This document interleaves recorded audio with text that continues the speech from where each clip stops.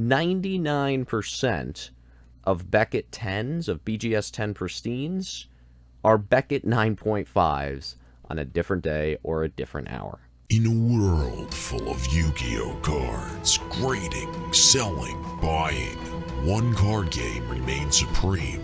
One man has the insights you need to know. Watch and subscribe now. YugiohTube. $18,400. Let me repeat that. $18,000 for a Cyber Stein Beckett 10 just sold last night on eBay. $13,000 for a DDS Beckett 10 Blue Eyes White Dragon. $10,000 allegedly for an SDK First Edition PSA 10, though I think that one for sure is chilled, but we're going to go right into it here. And we are going to discuss what just happened last night. What we saw last night was an unprecedented time to be a Yu-Gi-Oh collector or investor if you have the cards. My goodness. PWCC last night listed very, very high-end cards. And what PWCC is, in short, is a consignment service, which means I could send a card off to PWCC to be listed and auctioned off. PWCC rewards me with a slightly smaller fee because they sell and list so many things at once. But nonetheless, we're not going to talk about that in this video. What we are going to talk about is just the market in general and the effect that Beckett or people have in labels. What do I mean by that? Well, when folks see Beckett 10 Pristine, they'll pay $13,000+ for a DDS Blue Eyes White Dragon. When they see PSA 10, they'll pay $6,000 for the same card. Now, what is that saying? Well, people are paying over 2 times the amount for a Beckett 10 card than a PSA 10 card, which to me I find very mind-boggling. But can we first start off with the fact that Yu-Gi-Oh is white hot? Yu-Gi-Oh is white hot. It's scorching hot. I've never seen Yu-Gi-Oh hotter, and I feel like I say this every video for the last year. Okay? Every video for the last year, I feel like the market's getting hotter. The market's getting... When is it going to die down? When is it going to plateau? Now, if you're buying now, and I words of caution, at some point, the rise will plateau. The rise will fall a little bit. The rise cannot stay on this rise, and I've said this for a year. But here we are, October of 2020. Cards still continuing to rise through a time in which cash and money is not necessarily that easy to come by, or may not be that easy to come by in the next year to 2 years because of what has happened in the world and the situation we are in. Now, this has a lot to do with investors. There are high net worth individuals getting into this stuff and saying, okay, what's the best cards here? I want the top 5. I want the top 10 from Pokemon, Yu-Gi-Oh, Magic, basketball, football, golf, racing, whatever it might be. I want the top card from every industry, from every sector of the industry. I want the Charizard in Pokemon.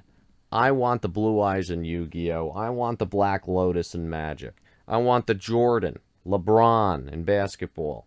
I want the Messi in soccer, you know. I want the Mantle in baseball. And when you get guys with deep pockets like this, you know, $50,000 investment's nothing. It's maybe another night at a party at a club or a big-time fancy dinner. Maybe a birthday dinner. 50 grand for some of these high net worth individuals. So it's a fancy night out, you know, one of these high-end cards. Sometimes even less than that. And when you get very wealthy individuals getting into this stuff, now you're looking at this and saying, okay, and I've been saying this for the last 2-3 years on this channel, this is turning into a major investment vehicle. these cards. These are, of course, nostalgic. Collectors love it. Great artwork, you know, and there's a resonance that I have personally with these cards that a lot of people that originally got into this love it for. And that is the nostalgia and the memories. But now you are getting into that fine line, that, you know, double-edged sword, where you now have a collection worth a heck of a lot of money, and the problems with that is you can't really attain what you don't have now. So if you don't have it by now, the odds of you attaining it, I mean, let's look at a first edition base set Charizard. If you don't have that now in a 10, you're, unless you hit the lotto, unless you get a great job, unless you save for a lot of time, or sell off a lot of your collection, you're never going to get that card. It's just the matter of the fact. It's so unattainable to the point where you can't. You just physically can't. I mean, never say never. There's always ways to do it. But the likelihood of attaining that card is low. Extremely low.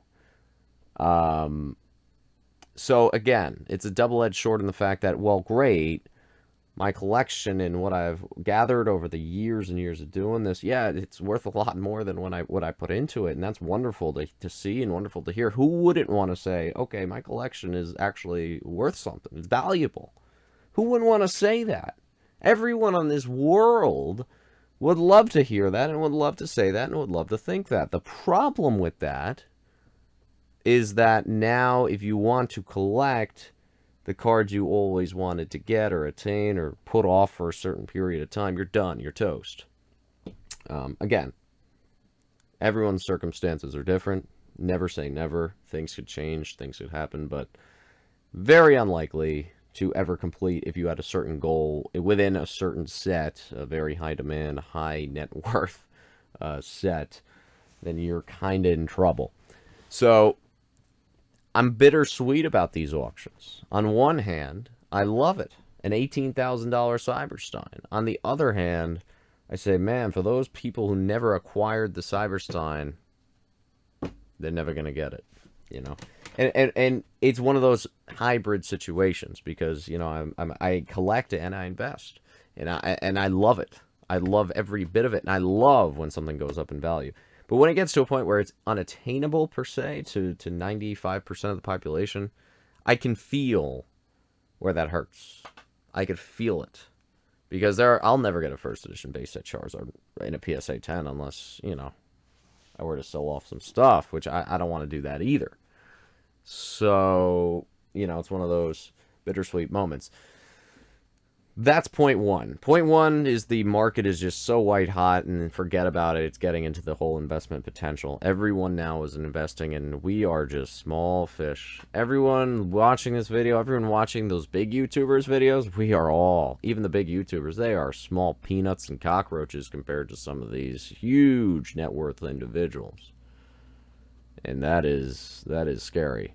But good if you have certain cards. Okay? Point number 2 of this video, in this reaction video, well, first of all, let me just say the SDK first edition Blue Eyes is most likely shilled. Yeah, the buyer who got it had 500 feedback or whatnot.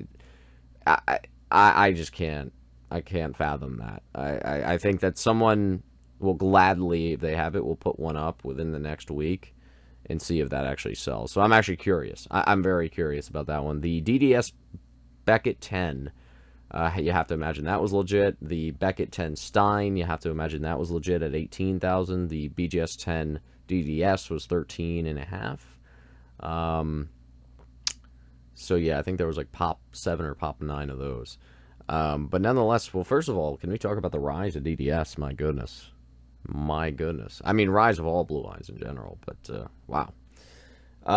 Lastly, I'm going to talk how people, this experience, this culture of buying Beckett 10s, BGS 10s, is now showing, yeah, I mean, people care about the label over the card. The Beckett 10 Cyber Stein, 10 centering subgrade, the card was not even close to a 10. The card from PSA might get a PSA 9 because the centering was so poor. And that is crazy to even think about. and someone's going to go and pay a huge premium for 10. The Blue Eyes 10 on the back, white specs direct from manufacturer that were on the card printing process. White specs on the back. Beckett 10. It sells for about 2 to 3 times what a PSA 10 is worth.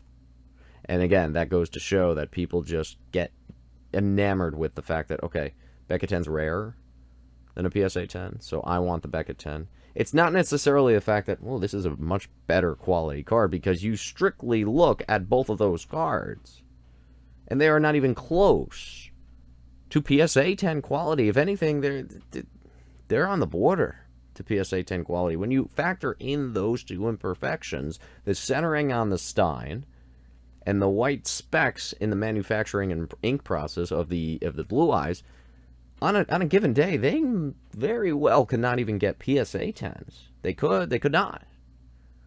And I think I told someone this before. I said 99% of Beckett 10s, of BGS 10 Pristines, are Beckett 9.5s on a different day or a different hour.